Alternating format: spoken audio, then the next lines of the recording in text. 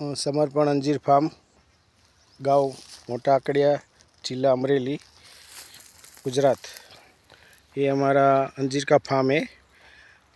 हमारे यहाँ महाराष्ट्र से नागपुर से मेहमान आए हुए अंजीर देखने के लिए। कहाँ से आते हैं आप? नागपुर। ओके, तो राजस्थान और महाराष्ट्र। हाँ, वो तो आपने वहाँ क्या क्या लगाया हुआ है? वहाँ बेसिकली संतरा ज़्यादा होता है हमारे इधर। और आपने अंजीर का आपको वहाँ ट्रायल करना है या तो खेती करना है? और खेती पे ही लगाना है। ओके, आपके पास कितना एकड़ ज़मीन है? वहाँ तो मेरे पास 55 एकड़ ज़मीन है। ओके, तो मान लो ये आपका अंजीर सक्सेस हो गया तो आप पूरा खेत करेंगे क्या? नहीं, पूरा नहीं करेंगे, हाँ। 4-5 एकड़ में लगा के देखेंगे। ओके, अभी आपको कितना एकड़ लगाने का? अभी 2-3 एकड़ में लगाऊंगा। ओके, तो महाराष्ट्र में टेम्परेचर कितना रहता है? हाई टेम्परेचर कितना है और लो कितना रहता है? टेम्परेचर हमारे नागपुर में सबसे ज़्यादा 46 चला जाता है, 47 तक। ज़्यादा। हाँ, ओके, और बारिश का कितना मौसम रहता है? बारिश नॉर्मली रहती है। नॉर्मली। और ठंड कैसी पड़ती है? माइनस कितना तक जाता है? माइनस जाता है या 10 टेम्परेचर तक रहता है? हाँ, 10 तक जाता है। 10 तक जाता है। ओके कभी कभार ही 10-15 साल में एक आध बार हो जाता है ओके, कम तो टेम्परेचर। जो आपका 10 टेम्परेचर से 48 टेम्परेचर तक अंजीर को कोई दिक्कत नहीं है, हाँ, बराबर। उसमें ये जो है ना वो गर्मी का ही पौधा है। हाँ, सही। ज़्यादा गर्मी है तो ये अच्छी तरह चलेगा। अभी गर्मी चालू हो गई ना तो उसका रिजल्ट चेंज हो गया। तो ठंड में उसको ग्रो नहीं होता, पर अभी हमारे यहाँ गर्मी भी पड़ रही है, ठंड भी पड़ रही है। हाँ, सही बात। तो दोनों वातावरण है तो उसमें थोड़ा ट्रेस्ट में आ जाता है ठंड में, पर अभी उसकी शुरुआत अच्छी आ रही है। हाँ, बाद में धूप में तो इससे अच्छा हो जाएगा। धूप में उसकी ग्रो भी अच्छी होती है, फ्रूटिंग अच्छा होता है और कोई खर्चा नहीं करना पड़ता है। जो अभी कब बारिश फ्रूटिंग चालू हो जाएंगी अभी फ्रूटिंग चालू हो गया है, फ्रूटिंग आना चालू हो गया। कोई छोड़ में आ रहा है फ्रूटिंग। अभी ये कटिंग किया ना तो 3.5 महीना हुआ। अच्छा, तो 3.5 महीने में फ्रूटिंग देना चालू कर देता है। कटिंग इतने पास से करना जरूरी है क्या?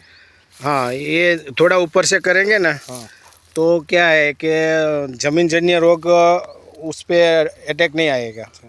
कब कटिंग कर देना तो उसकी फूक रहती है तो दिक्कत करती है। तो कटिंग के बाद कुछ लगा देगा अपन? हाँ, उसमें हम बोडो पेस्ट बनाते हैं। हाँ, मोरथुतु बोल के आता है, हाँ, और चूना मिक्स करके उसके ऊपर लगा देते हैं अच्छा। तो फंगस नहीं आती है। और क्या होता एक है, ही प्लांट का पूरा बंच है क्या? हाँ, एक ही प्लांट है। एक ही ट्री है? हाँ, एक ही प्लांट का है।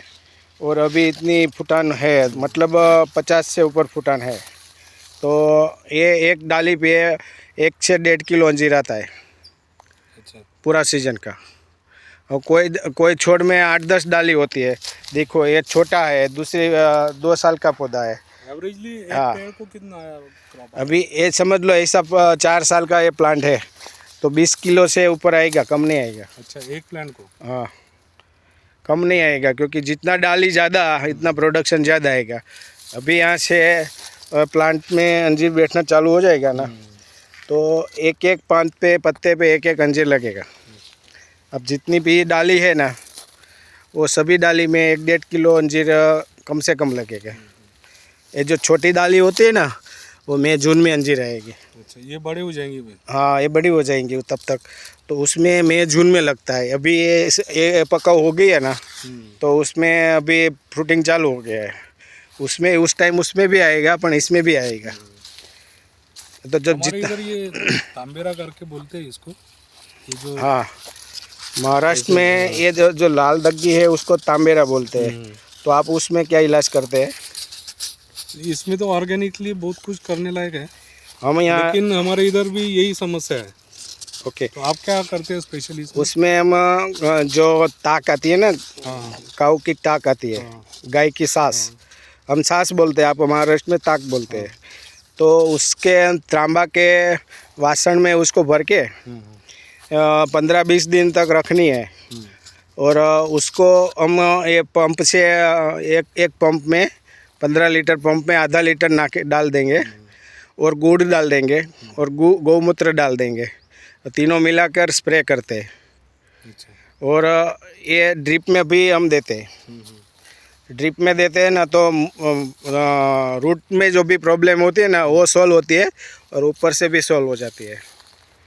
ये धीरे धीरे वो बंद हो जाती है, लेकिन बारिश के टाइम में बहुत आती है। सितंबर से दिसंबर तक रहती इससे है। बहुत ज़्यादा फसल को नुकसान नहीं होता ना? नहीं, नुकसान नहीं होता, पत्ते गिर जाते हैं। जो खुराक लेने में दिक्कत होती है, पत्ते गिरते हैं तो वापस पत्ते आ जाते हैं। ये 2 महीने उसका अटैक रहता है, बाद में धीरे धीरे बंद हो जाता है। वैसे उसकी ट्रीटमेंट करेंगे ना तो भी एकदम स्लोली जाएगा, एक साथ फास्ट नहीं जाएगा। बाद में अच्छी तरह धूप में तो अच्छी तरह उसका ग्रो हो जाएगा। इसीलिए टिश्यू कल्चर प्लांट बना रहे हैं, हाँ तो ये प्रॉब्लम उसमें भी रहेगा क्या? हाँ, वो तो सब में रहेगा, क्योंकि ज़मीन में ही प्रॉब्लम है ना। शायद आपकी ज़मीन में फूग नहीं है तो कोई प्रॉब्लम नहीं आएगी। ये क्या होता है कि ज़मीन में उसका बैक्टीरिया रहता है, फूग रहती है, तो वो जड़ पे लग जाती है, उसी वजह से फंगस आ जाती है। उसी होते पान में आ जाती है, पत्ते में आ जाती है, पत्ता गिर जाता है। तो बाद में जैसी धूप पड़ती है ना ऑटोमेटिक बंद हो जाती है। वो मैं ज़्यादा कोई खर्चा मैंने कभी किया नहीं है, बाहर से एग्रो से दवाई ला के कभी खर्चा नहीं किया है। कमर्शियली इसका उत्पादन लेने की सोचे हैं अपन, तो वायबल है क्या ये? 100% हमारे अफगान से अंजीर आते हैं। हाँ, 75% 70% अंजीर आते हैं। हाँ, मतलब 70% अंजीर हम अफगान से मंगाते हैं। अभी समझ लो कि हमारे गुजरात में अंजीर की खेती शुरुआत हुई है।